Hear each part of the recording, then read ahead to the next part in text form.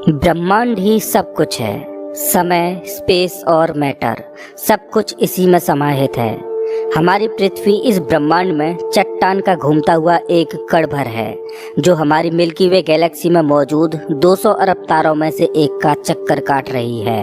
ये विशाल संरचना 90 अरब प्रकाश वर्ष की दूरी में फैले आकाश गंगाओं के सागर में सिर्फ एक बूंद के समान है।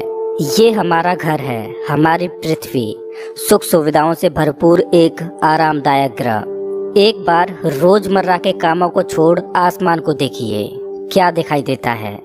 आसमान में फैली एक विशाल काली चादर में टिमटिमाते हुए तारे कितने खूबसूरत लग रहे हैं।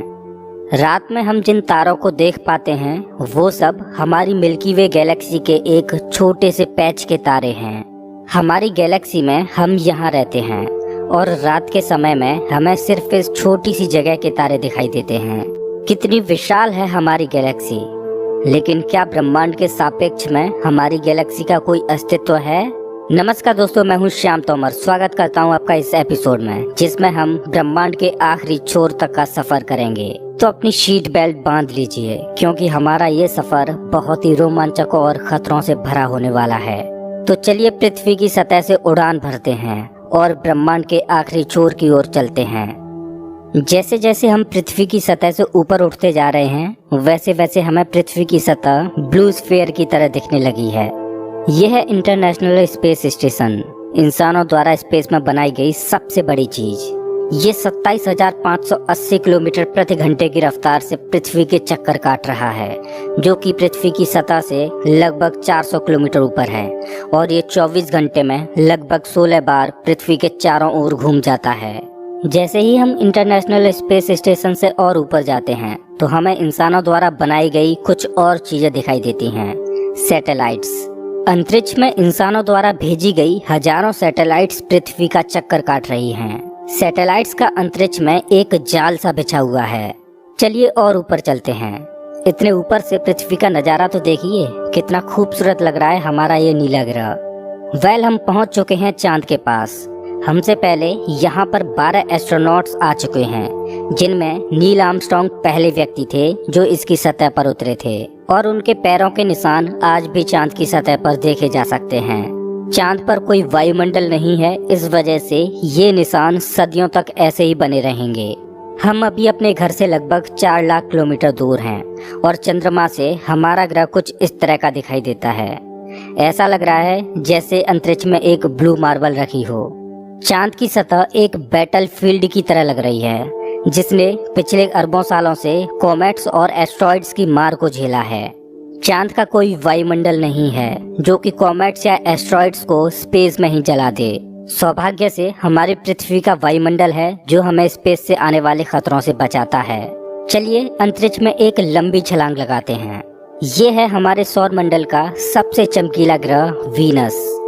इसको पृथ्वी की छोटी बहन बोला जाता है, क्योंकि ये पृथ्वी की ही तरह रॉकी प्लैनेट है, जिसकी ग्रेविटी लगभग पृथ्वी के ही समान है। लेकिन ये ग्रह एक नर्क की तरह है, क्योंकि इस पर होती है भयंकर बारिश, पानी की नहीं बल्कि एसिड की। इसके एटमॉस्फेयर में जो बादल दिखाई दे रहे हैं वो सल्फ्यूरिक एसिड के हैं।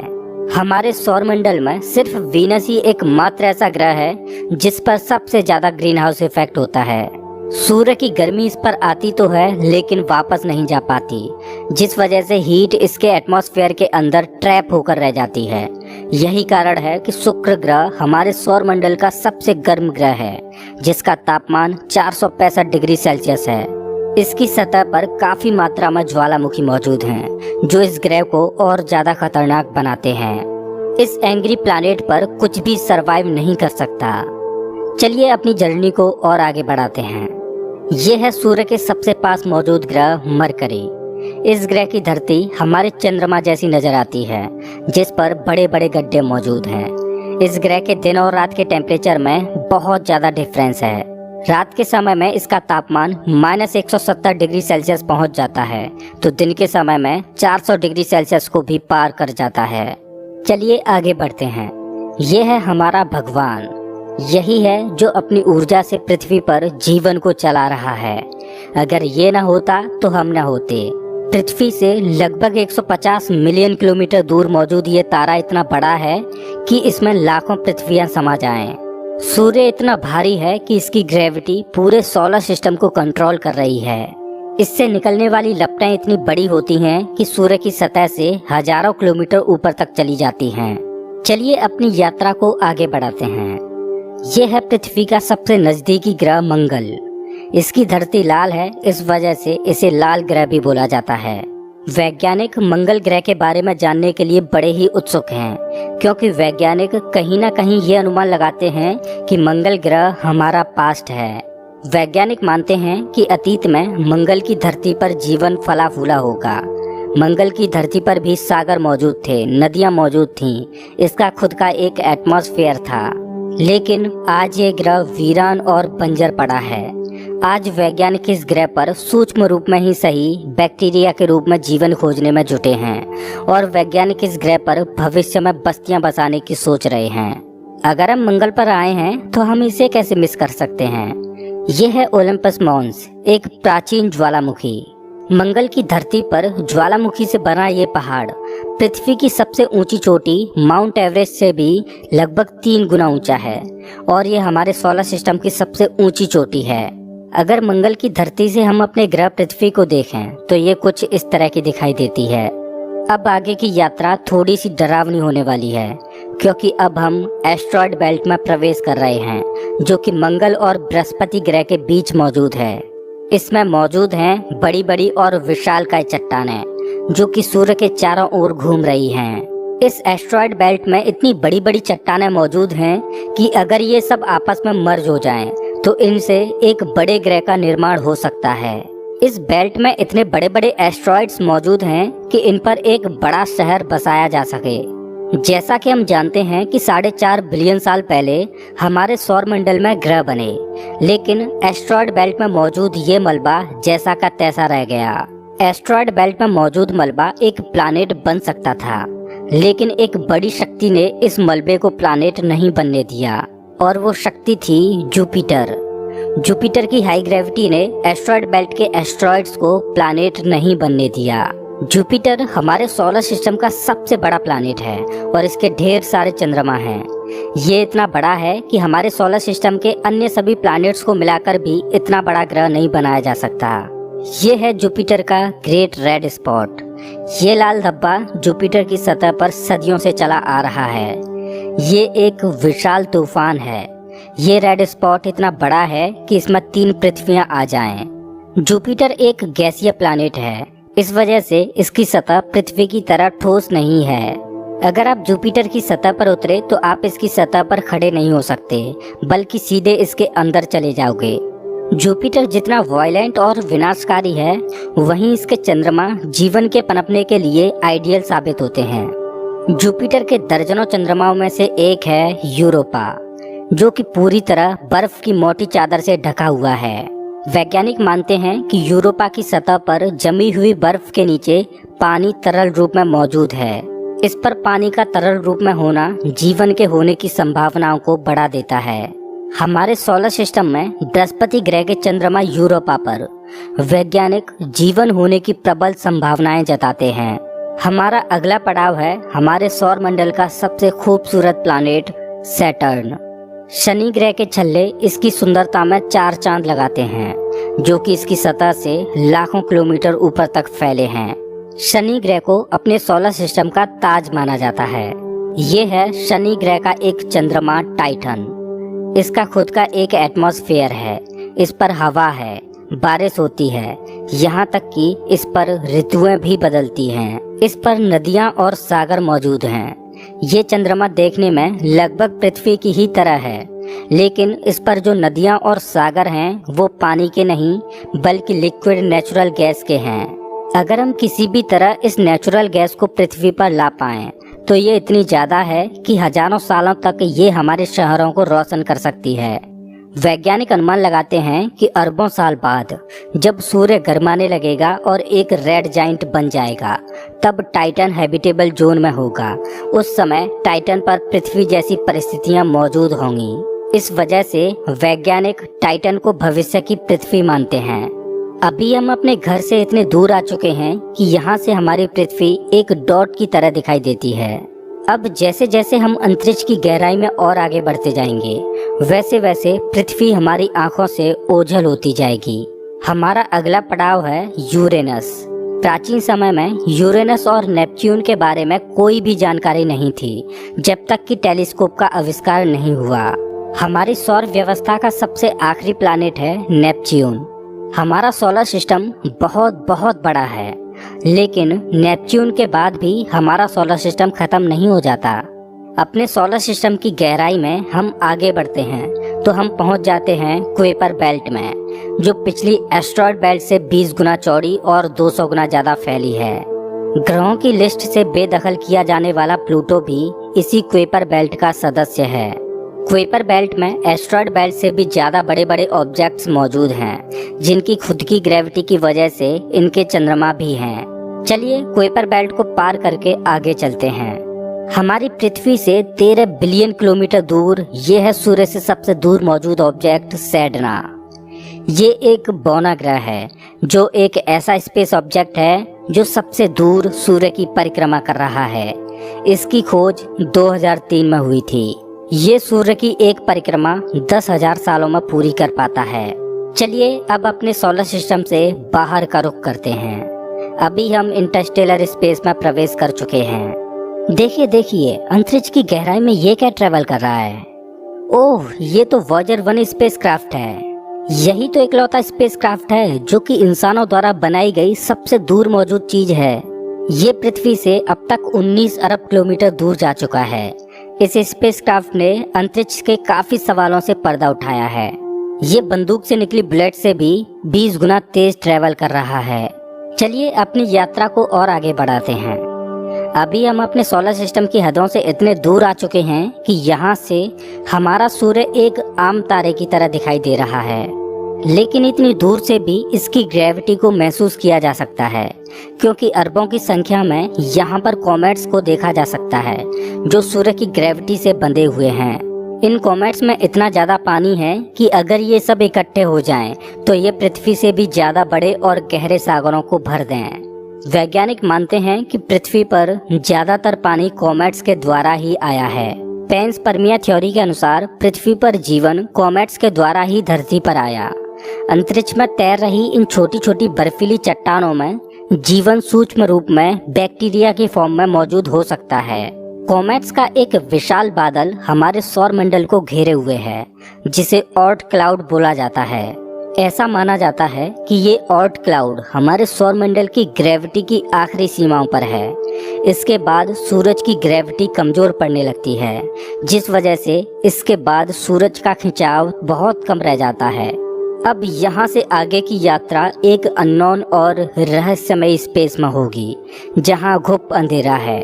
यहाँ इतना अंधेरा है कि हम अपनी आँखों से भी कुछ भी नहीं देख पाएंगे। यहाँ देखने के लिए हमें इंफ्रारेड विजन की जरूरत पड़ेगी। हम अपनी पृथ्वी से बहुत बहुत बहुत दूर आ चुके हैं, लेकिन ब्रह्मांड के सापेक्ष में ये हमारा एक मामूली सा स्टेप है। यहाँ से हमें चारों ओर अरबों तारे दिखाई दे रहे हैं, लेकिन अभी हम सबसे नजदीकी तारामंडल की ओर बढ़ रहे हैं। ये है हमारा पड़ोसी सोलर सिस्टम। ये हमसे इतना दूर है कि हमारे सूर्य के प्रकाश को इस तारामंडल तक पहुंचने में 4.3 सालों का वक्त लगता है। इस तारामंडल का नाम है अल्फा सेंटोरी। इस तारामंडल में 3 तारों का समूह है, जिनमें अल्फा सेंटोरी ए और अल्फा सेंटोरी बी तारे आपस में बाइनरी स्टार सिस्टम के तहत जुड़े हुए हैं। इस तारामंडल में प्रॉक्सिमा सेंटोरी बी नामक ग्रह मौजूद है, जो पृथ्वी की ही तरह हैबिटेबल जोन में है और इस ग्रह पर एलियन लाइफ मौजूद हो सकती है। चलिए अपनी यात्रा को आगे बढ़ाते हैं। पृथ्वी से हम 10 प्रकाश वर्ष दूर आ चुके हैं और हमारे सामने ये एक बेबी स्टार है, जिसने अभी अपना जीवन शुरू ही किया है और इस तारामंडल में अभी ग्रहों का जन्म होना बाकी है। हो सकता है कि इस तारामंडल में किसी ऐसे ग्रह का जन्म हो जाए जो हमारी पृथ्वी की ही तरह जीवन को धारण करने योग्य हो, लेकिन अभी इसमें अरबों सालों का वक्त लगेगा। वेल अपनी यात्रा को आगे बढ़ाते हैं। अभी हम पृथ्वी से 20 प्रकाश वर्ष दूर आ चुके हैं और अभी हम ऐसे तारामंडल से होकर गुजर रहे हैं जिसका जन्म हमारे सोलर सिस्टम के साथ ही हुआ था। इस तारे का नाम है ग्लीस 581 और इसकी सबसे बड़ी खास बात यह है कि इस तारे का चक्कर लगा रहा है एक ऐसा ग्रह जो हमारी पृथ्वी से बिल्कुल मेल खाता है और इस ग्रह पर एलियन सिविलाइजेशन होने की प्रबल संभावना है।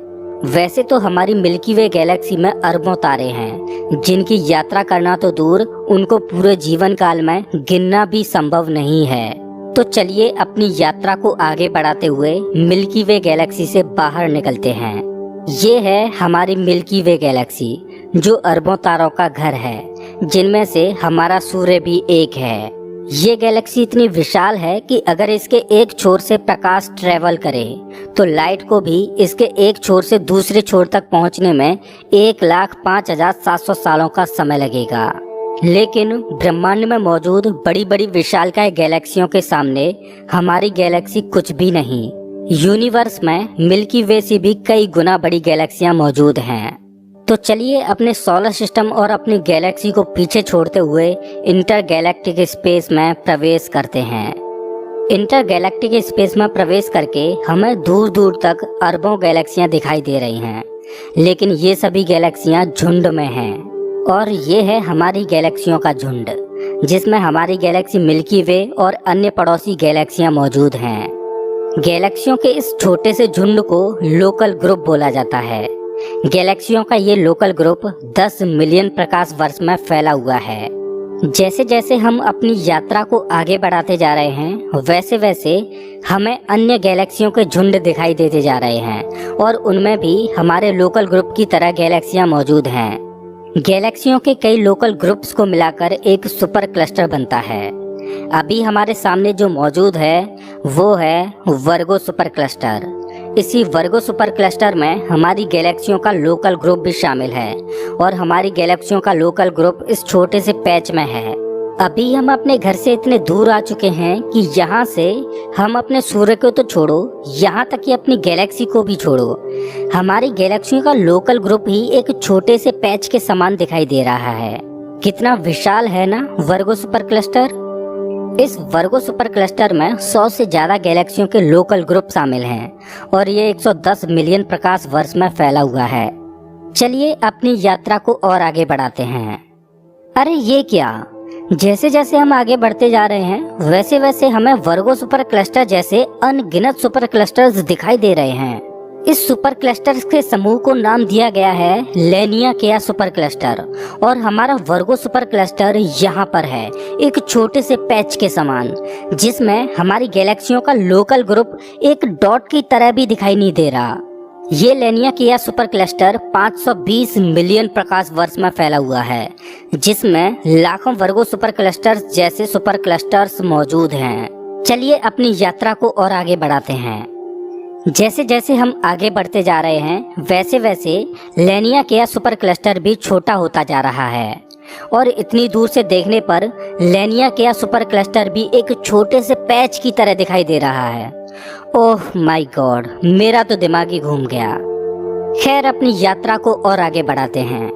ये है हमारा ऑब्जर्वेबल यूनिवर्स, जिसमें हमारा लेनिया सुपर क्लस्टर एक छोटे से डॉट की तरह मौजूद है। लेकिन क्या यही हमारी यात्रा खत्म हो जाती है? क्या इतना ही बड़ा है ब्रह्मांड? वेल, जैसा कि मैंने अभी बोला, ये है ऑब्जर्वेबल यूनिवर्स यानी ज्ञात ब्रह्मांड। ब्रह्मांड के बारे में हम जो भी जानते हैं वो केवल यहीं तक जानते हैं। हो सकता है कि ब्रह्मांड का विस्तार आगे भी हो जो अनंत तक चलता जा रहा हो, लेकिन वहां से हम तक कोई प्रकाश ही नहीं पहुंच पा रहा हो जिससे हमें ऑब्जर्वेबल यूनिवर्स के बाहर का भी पता चल सके। वैज्ञानिक ये भी अनुमान लगाते हैं कि हो सकता है कि हमारे यूनिवर्स जैसे असंख्य यूनिवर्स और मौजूद हो सकते हैं, जिनमें हमारा ये ब्रह्मांड एक विशाल सागर में एक छोटी सी बूंद के समान हो। खैर मल्टीवर्स यानी एक से ज्यादा ब्रह्मांडों का अस्तित्व है कि नहीं ये कोई नहीं जानता और ना ही हमारे पास मल्टीवर्स यानी महाब्रह्मांड के कोई सबूत हैं। लेकिन ये तो तय है कि ऑब्जर्वेबल यूनिवर्स ही ब्रह्मांड का अंत नहीं हो सकता। इसके बाहर भी कुछ न कुछ मौजूद है जिसका हमें कोई भी ज्ञान नहीं। लेकिन वो क्या हो सकता है? हो सकता है कि हमारा ऑब्जर्वेबल यूनिवर्स भी महाब्रह्मांड में एक छोटे से पैच के समान हो। दोस्तों, आपकी ब्रह्मांड के आखिरी छोर तक की यात्रा कैसी रही? प्लीज कमेंट बॉक्स में जरूर बताएं। अगर आपको ये वीडियो पसंद आया हो तो इसे लाइक करें और ऐसे ही मजेदार वीडियोज के लिए चैनल को सब्सक्राइब करें।